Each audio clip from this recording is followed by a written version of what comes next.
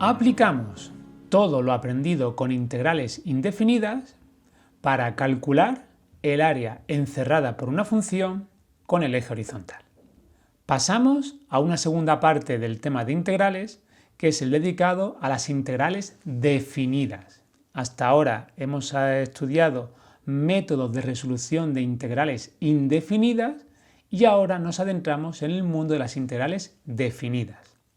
Si recordáis, el concepto de indefinida venía marcado por la existencia de una constante de integración al finalizar la resolución de la integral. Ahora vamos a comprender qué significa una integral definida y qué aplicación tiene no solamente en matemáticas, sino en un montón de ramas científicas donde interesa conocer, por el motivo que sea, puede ser por un motivo físico, un motivo biológico, un motivo químico, interesa conocer, pues dada una curva, cuál sería el área que encierra la curva con el eje horizontal dentro de un intervalo cerrado.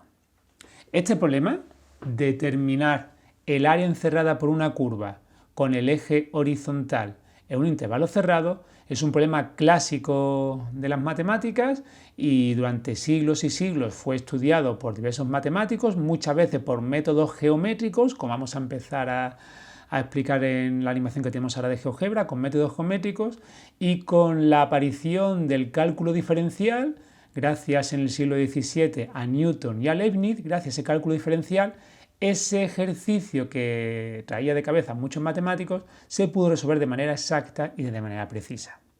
Vamos a ir poco a poco, este es un vídeo más bien a nivel cualitativo, de que entendamos en qué consiste el problema y ya iremos viendo en determinados capítulos sucesivos cómo se resuelve, cómo se opera y qué regla hay que aplicar.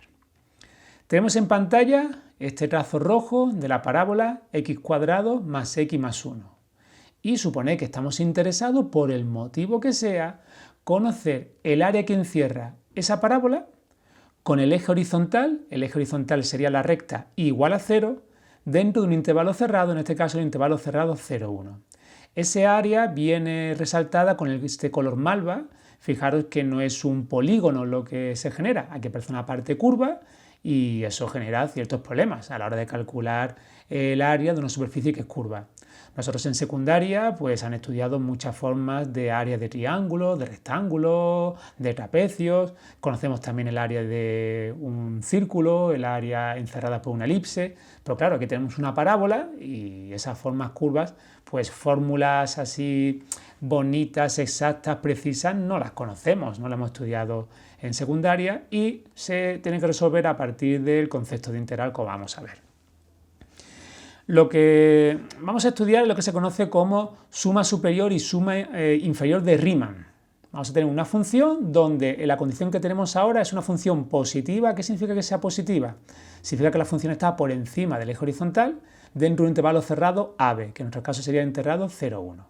Pues bien, si tenemos una función positiva, repito, por encima del eje horizontal y tenemos que calcular el área que encierra esa función con el eje horizontal, una técnica gráfica o una técnica geométrica para resolverlo sería realizar divisiones con rectángulos tal como voy a mostrar a continuación.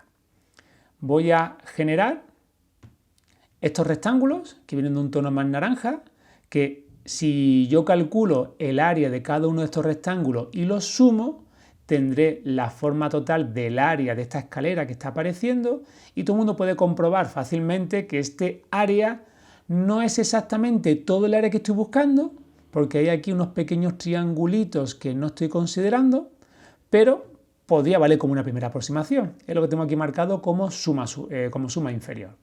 ¿Qué es la suma inferior?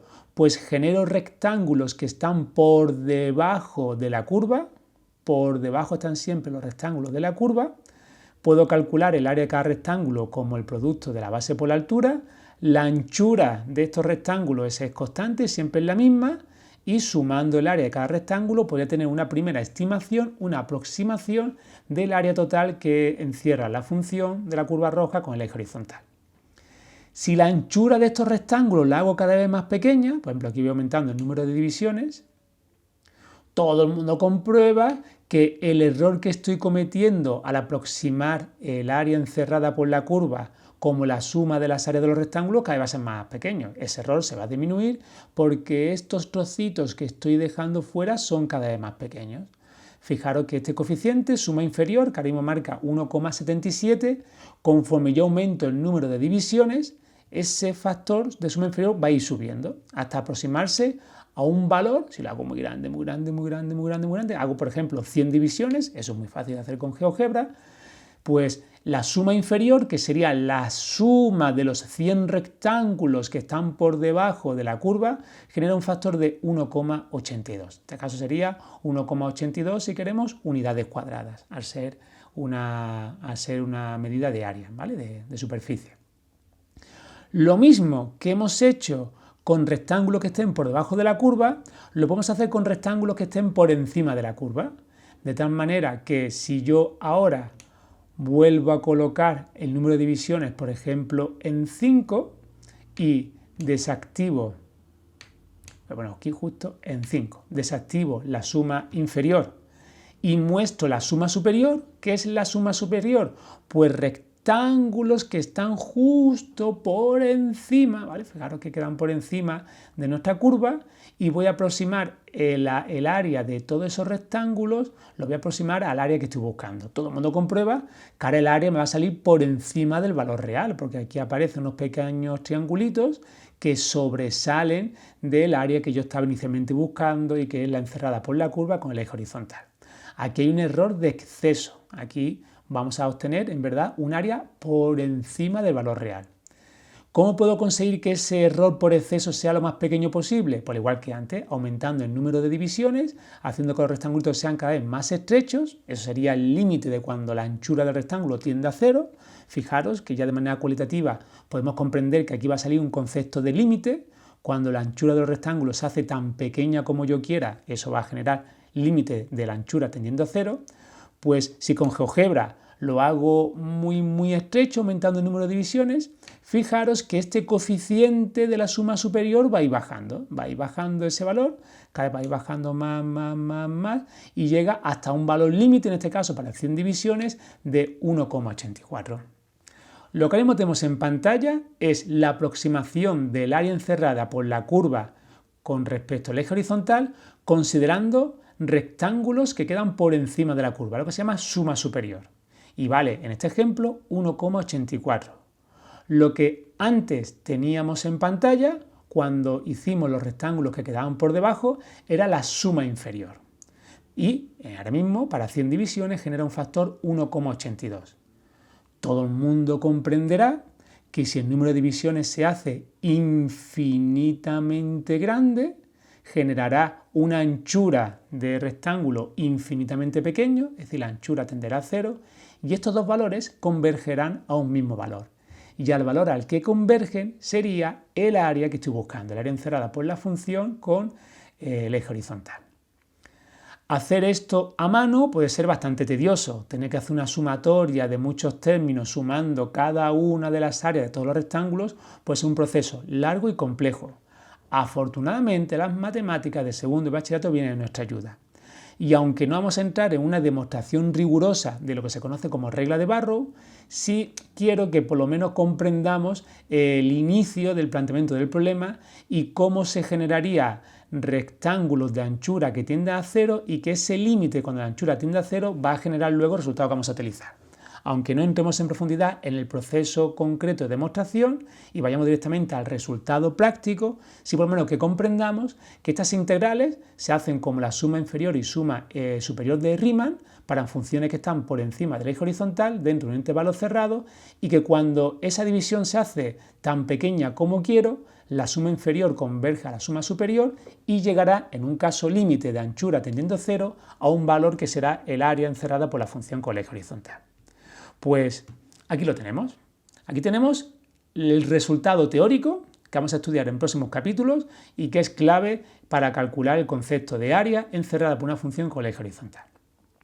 Vamos a entender bien lo que nos dicen. Una función que sea positiva, mayor o igual que 0, dentro de un intervalo cerrado AB, como la que tenemos en pantalla. F mayúscula va a ser una primitiva de F minúscula, una primitiva.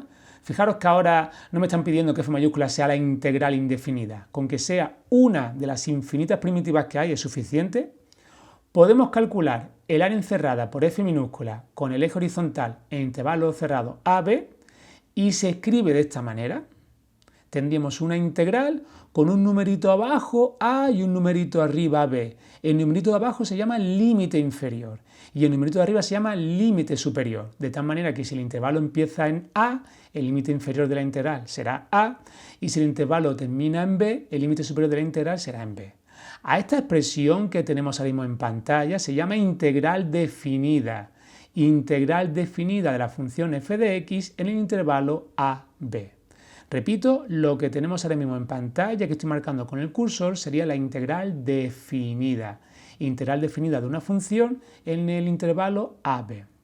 Pues se demuestra que esta integral definida, ¿vale?, genera el área de la función que encierra la función con el eje horizontal mediante la conocida regla de Barrow. Barrow, matemático, que fue también profesor de la misma universidad donde luego trabajó Newton. De hecho, Newton hereda su cargo que deja Barrow, ¿vale?